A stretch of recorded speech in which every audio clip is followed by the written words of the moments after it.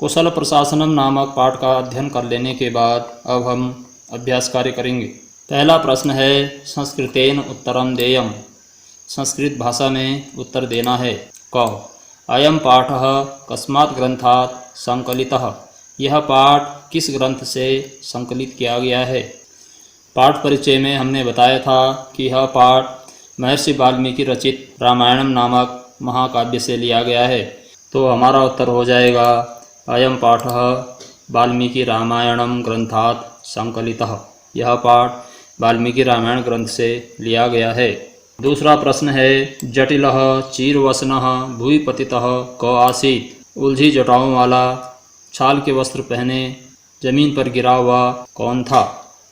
तो आपने पढ़ा भरत ने जब राम को वन में प्रथम बार देखा तो उनके सामने नतमस्तक होकर जमीन पर लेट गए। तो हमारा उत्तर होगा जटिलः चीरवसनः भूमि पतितः भरतः आसीत्। अगला प्रश्न है रामः कम पाणिना परिजग्राह। राम ने किसको भुजाओं से भेंटा। तो यहाँ पर प्रश्न सूचक शब्द जो है वह कम है, किसको भेंटा। भरत अगर हम यहाँ पर रख देते हैं तो हमारा यही प्रश्न उत्तर बन जाता है। जैसे रामः कम की जगह में भरतम आ गया है। रामः भरतम पाणिना परिजग्राह। श्री राम ने भरत को भुजाओं से भेंट लिया। अगला प्रश्न है भरतम क अपृच्छत। भरत को किसने पूछा। इसको हटा के हम यहाँ पर पूछने वाले का नाम रख देंगे तो हमारा यह प्रश्न ही उत्तर बन जाता है। भरतम रामः अपृच्छत। भरत को राम ने पूछा। अगला प्रश्न है राज्ञां विजय मूलम किम भवति। राजाओं के लिए विजयप्रद क्या होता है। तो आपने पाठ में पढ़ा कि जो अच्छे मंत्रियों के द्वारा दी गई अच्छी मंत्रणाएं हैं वही राजाओं को विजय या सफलता दिलाती है। तो हमारा उत्तर हो जाएगा सुसमृतः मंत्रः राज्ञां विजय मूलम भवति। अच्छी मंत्रणाएं राजा को विजय दिलाने वाली होती हैं। और उस अच्छी मंत्रणा को कौन देता है। जो अमात्य हैं उनके द्वारा दिया जाता है। और वो अमात्य कैसे हैं। शास्त्र को विदे, शास्त्रों के ज्ञाता हैं, मंत्री धुरे और मंत्रणा देने में दक्ष हैं। अगला प्रश्न है राज्ञः कीदृश अमात्यः क्षेमकरः भवेत्। राजा के लिए कैसे अमात्य अर्थात मंत्री कल्याणप्रद होते हैं। तो आपने पाठ में पढ़ा कि राजाओं को उत्तम सलाह देने वाले अच्छे चरित्र वाले मंत्री कल्याणकारी होते हैं। तो हमारा उत्तर हो जाएगा मेधावी अर्थात व्युत्पन्न मतित्व वाले, शूरः साहसी दक्षः अपने कार्यकुशल विचक्षणः और नई नई सलाह देने में निपुण। एकोपि अमात्यः ऐसा कोई एक अमात्य भी हो तो राज्ञः राजा के लिए क्षेमकरः भवेत् कल्याणप्रद होते हैं। अगला प्रश्न है सेनापति कीदृक् गुणयुक्तः भवेत्। सेनापति को कैसे गुण वाला होना चाहिए। तो हमने पाठ में पढ़ा कि सेनापति साहसी होना चाहिए, अनुरागी होना चाहिए। तो हमारा उत्तर हो जाएगा सेनापति धृष्टः जो दबने वाला न हो, शूरः साहसी हो, धृतिमान धैर्यशाली हो, मतिमान बुद्धिमान हो, शुचि पवित्र आचरण वाला हो, कुलीनः अच्छे कुल में उत्पन्न हुआ हो, अनुरक्तः और प्रेमी हो। सेनापति को इन गुणों से युक्त होना चाहिए। अगला प्रश्न बलेभ्यः यथा कालम किम दातव्यम। बल अर्थात सेना को यथा कालम ठीक समय पर किम दातव्यम क्या देना चाहिए। तो हमने पाठ में पढ़ा कि सेना को वेतन और भोजन ठीक समय पर मिलना चाहिए। तो हमारा उत्तर हो जाएगा बलेभ्य यथा कालम भक्तम वेतनम। भत्ता और वेतन, भोजन और वेतन दातव्यम देना चाहिए। अगला प्रश्न है मंत्रः कीदृशः भवति। मंत्र कैसा होता है। तो हमने पाठ में जाना कि मंत्र कल्याणप्रद होता है, सफलताओं को दिलाने वाला होता है। तो हमारा उत्तर हो जाएगा मंत्रः विजय मूलम भवति। मंत्र विजय या सफलता को दिलाने वाला होता है। अगला प्रश्न है मेधावी अमात्यः राजानम काम प्रापयेत्। जो मेधावी अमात्य मंत्री होते हैं राजाओं को क्या दिला देते हैं। तो हमने पाठ में पढ़ा कि मेधावी जो मंत्री होते हैं राजा को अच्छी अच्छी सफलताएं दिलाते हैं। तो मेधावी अमात्यः राजानम महतीम श्रियम प्रापयेत्। बड़ी बड़ी सफलताएं दिला देते हैं। प्रश्न नंबर 2 है रिक्त स्थान पूर्ति ही क्रियताम। रिक्त स्थानों की पूर्ति करना है, ये आपके लिए गृह कार्य है। तीसरा प्रश्न है सप्रसंगम मातृभाषया व्याख्यायेताम। प्रसंग सहित मातृभाषा में व्याख्या करनी है। ये भी आप हिंदी में लिखेंगे और स्वयं करेंगे। पहला है मंत्रो विजय मूलम ही राज्ञां भवति राघव।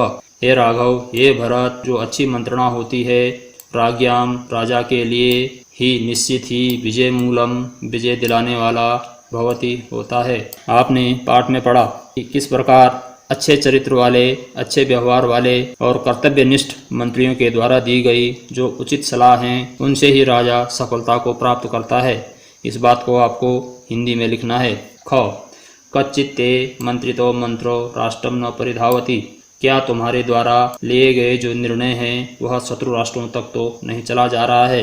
आपने पाठ में पढ़ा था कि श्री राम भरत को समझाते हुए कहते हैं कोई भी निर्णय है वह स्वयं में अकेले ही नहीं लेना चाहिए और न ही बहुत से लोगों के साथ लेना चाहिए। अगर अकेले लेंगे तो इस बात की संभावना अधिक है कि वह गलत भी हो सकता है, और अधिक लोगों के साथ लेंगे उसके गोपनीय रहने की सामर्थ्य कम हो जाती है, उसकी सूचना शत्रु देशों तक पहुंच जाती है। इसलिए यह ध्यान रखना आवश्यक है कि मंत्रणा को गोपनीय रखा जाए। चौथा प्रश्न है प्रथम नवम श्लोकयोः स्वमातृभाषया अनुवादम क्रियताम, पहले और 9वें श्लोक का अपनी मातृभाषा अर्थात हिंदी भाषा में अनुवाद करना है। ये अनुवाद कार्य हम यहाँ ऊपर कर चुके हैं।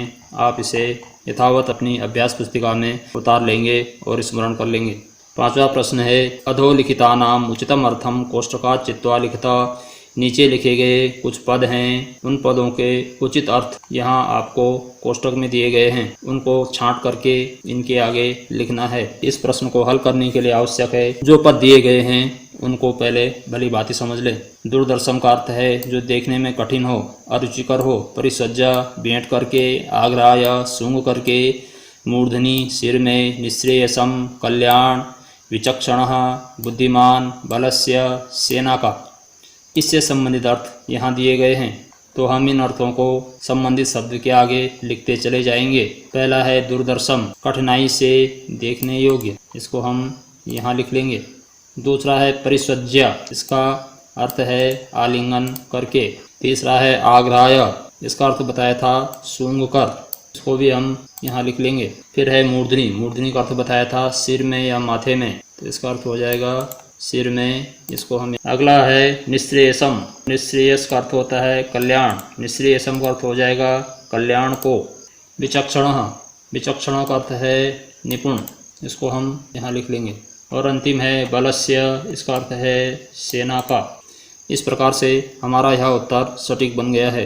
अगला प्रश्न है विपरीत अर्थ मेलनम क्रियताम, विपरीत अर्थक पदों के साथ मिलाना है।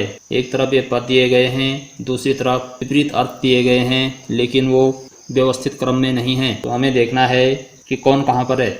जैसे पहला है एकः, एकः एक, उसका विपरीत क्या हो जाएगा बहु। दूसरा है क्षिप्रम, क्षिप्रम का अर्थ होता है शीघ्र, उसका ठीक विपरीत हो जाएगा शनै। तीसरा है पंडितः, पंडित का अर्थ होता है विद्वान और उसका विपरीत अर्थ हो जाएगा मूर्खः। चौथा है महत्, बड़ा, विपरीत हो जाएगा लघु। अगला प्रश्न है संधि विच्छेदः क्रियताम, संधि विच्छेद करना है, अर्थात जो पद जुड़े गए हैं उन्हें उन्हीं रीति से अलग करना है। तो यहाँ पर हमें 4 उदाहरण हैं, भृत्याश्च, धृष्टश्च, अनुरक्तश्च, शूरश्च। यहाँ ये सभी एक ही संधि के उदाहरण हैं। पहला उदाहरण है भृत्याश्च, इसमें 2 पद हैं भृत्याः और च। यहाँ पर विसर्जनीय से स, इस सूत्र से विसर्गों को स हो गया है। ठीक इसी प्रकार अन्य उदाहरण भी हैं। धृष्टश्च, इसका विग्रह हो जाएगा धृष्टः च। अनुरक्तश्च, इसका विग्रह हो जाएगा अनुरक्तः च। शूरश्च, इसका विग्रह हो जाएगा शूरः च। अगला प्रश्न है अधोलिखितेषु शब्देषु प्रकृति प्रत्ययम च पृथक कुरुता, नीचे लिखे गए पदों में प्रकृति और प्रत्यय अलग अलग करने हैं। प्रकृति कहते हैं मूल शब्द या धातु के लिए, धातु या मूल शब्द को अर्थवान बनाने के लिए उनमें प्रत्ययों का प्रयोग किया जाता है। तो उन धातुओं से या शब्दों से हमें उपसर्ग और प्रत्यय अलग अलग करके दिखाने हैं। पहला उदाहरण है पतितम, इसमें पद धातु है, उक्ता प्रत्यय है। दूसरा उदाहरण है आग्राय, इसमें आ उपसर्ग है, ग्रह धातु है और लेप प्रत्यय है। अगला उदाहरण है मंत्रिणः, इसमें मंत्र शब्द है और णिनि प्रत्यय है, प्रथमा बहुवचन में मंत्रिणः शब्द बनेगा।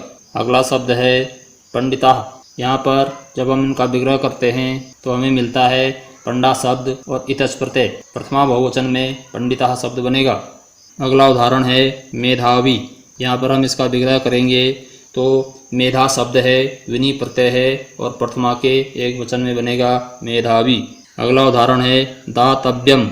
यहाँ पर दा धातु है और उसमें तव्यत प्रत्यय है। इसी प्रकार स्मृतः, यहाँ पर स्मृति धातु है और उक्ता प्रत्यय है। प्यारे विद्यार्थियों, इस प्रकार से हमने इस पाठ का अभ्यास कार्य पूर्ण कर लिया है। आप इस अभ्यास कार्य को यथावत अपने अभ्यास पुस्तिका में उतार लेंगे और स्मरण कर लेंगे। अगले पाठ के लिए फिर मिलते हैं। तावत शुभमस्तु।